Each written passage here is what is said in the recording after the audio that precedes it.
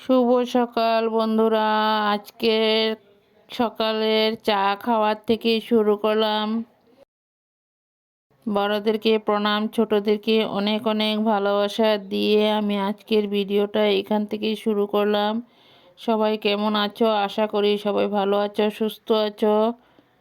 আমিও ভালো আছি।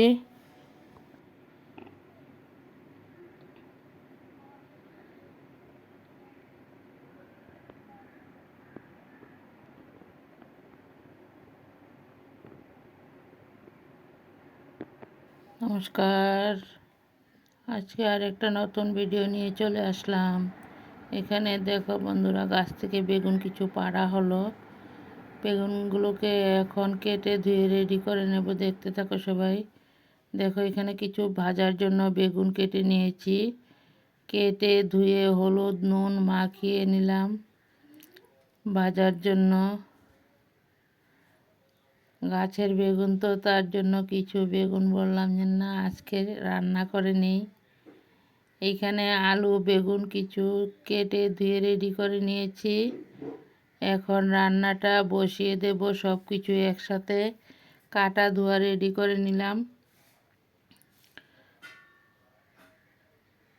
বড়দেরকে প্রণাম আর ছোটদেরকে অনেক অনেক ভালোবাসা দিয়ে আমি এখান থেকে শুরু করলাম। দেখুন এখানে বেগুন কিছু আলাদা করে নিয়েছি। বেগুনের মধ্যে একটু হলুদ মাখিয়ে রেখে দেব। এইখানে বসিয়ে দিলাম। বেগুনগুলো ভাজার জন্য বসিয়ে দিয়েছি। বেগুনগুলো ভেজে নেই, তারপর আবার 5 মিনিট পর ফিরে আসছি বন্ধুরা।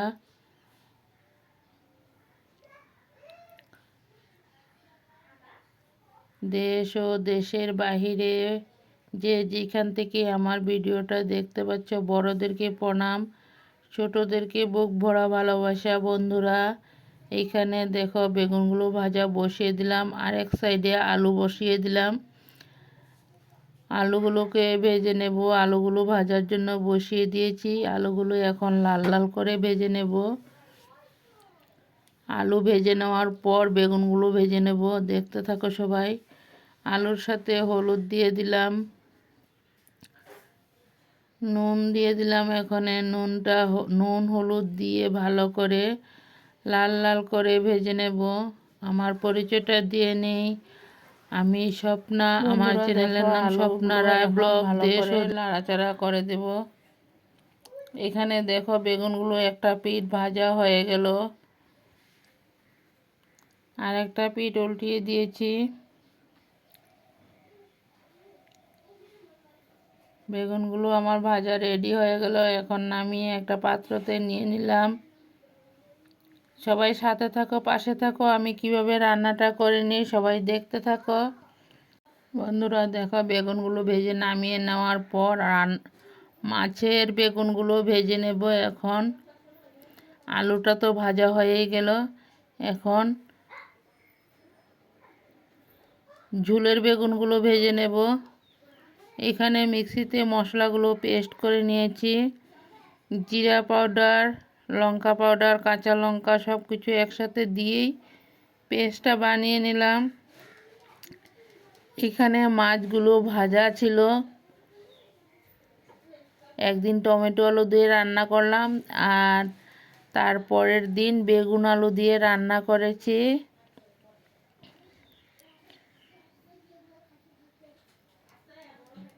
আলু বেগুন দিয়ে রুই মাছ দিয়ে রান্না করব, তাই বেগুনগুলোকে ভেজে নিলাম।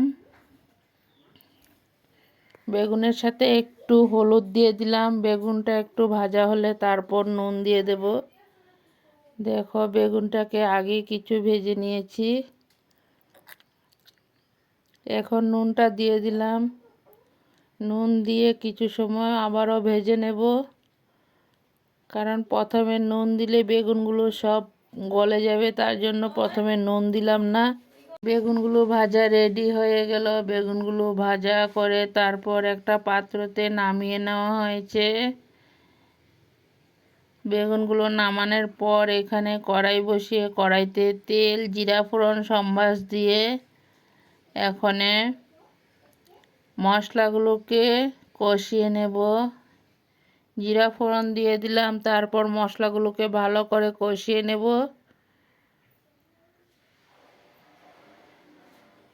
মশলাগুলো ঢেলে দিলাম।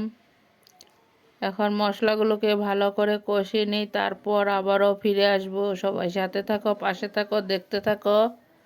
এইভাবে একবার রান্না করে খেয়ে দেখো, খেতে কিন্তু অসাধারণ লাগবে। মশলাটাকে এখন ভালো করে কষিয়ে নেব। মশলাটা মোটামুটি আমার কষানো হয়েই গেল।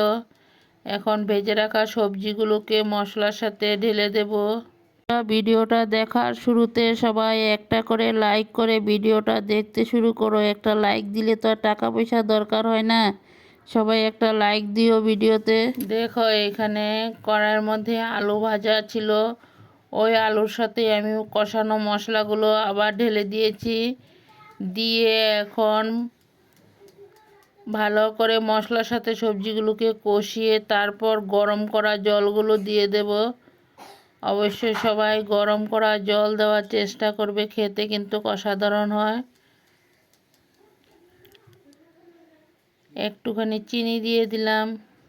এখন মশলাটা আলুর সাথে ভালো করে কষিয়ে নেব, তারপর গরম করা জলগুলো ঢেলে দেব। সবাই সাথে থাকো, পাশে থাকো, দেখতে থাকো কিভাবে রান্নাটা করে নিই। তোমরাও এইভাবে একবার রান্না করে খেয়ে দেখো। এইভাবে রান্না করে দিলে বাড়ির সবাই হাত চেটে পুটে এক থালা ভাত নিমিষেই শেষ করে দেবে। আলু বেগুন দিয়ে মাছের ঝোল রান্নাটা এতটা টেস্টি হয়েছিল। আমার কিন্তু রান্নাটা করতেই খুবই ভালো লাগে, খেতে কিন্তু অসাধারণ হয়েছিল। বন্ধুরা দেখো, ভেজে রাখা মাছগুলো ঢেলে দিয়েছি। মাছগুলো মশলার সাথে একসাথে দিয়ে আবারও কষিয়ে নেব। কষিয়ে তারপর গরম করা জলগুলো ঢেলে দেব। বন্ধুরা সবাই দেখতে থাকো। ভিডিওটা দেখার শুরুতে সবাই একটা করে লাইক আর একটা হাইপ দিয়ে ভিডিওটা অবশ্যই দেখে দেবে। পরবর্তীতে আরও নিত্য নতুন ভিডিও নিয়ে চলে আসব। নতুন বন্ধুরা আমার এই ছোট্ট পরিবারের পাশে বন্ধু হয়ে থেকে যেও। চ্যানেলটাকে সাবস্ক্রাইব করে বেলটা অন করে রেখে দিও। আমিও নিত্য নতুন ভিডিও দেওয়ার সাথে সাথে তোমাদের কাছে পৌঁছে যাবে।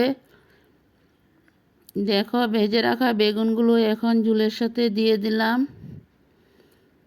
কারণ ঝুলের সাথে বেগুনটা যদি আগে দিতাম তাহলে বেগুনগুলো গলে যেত।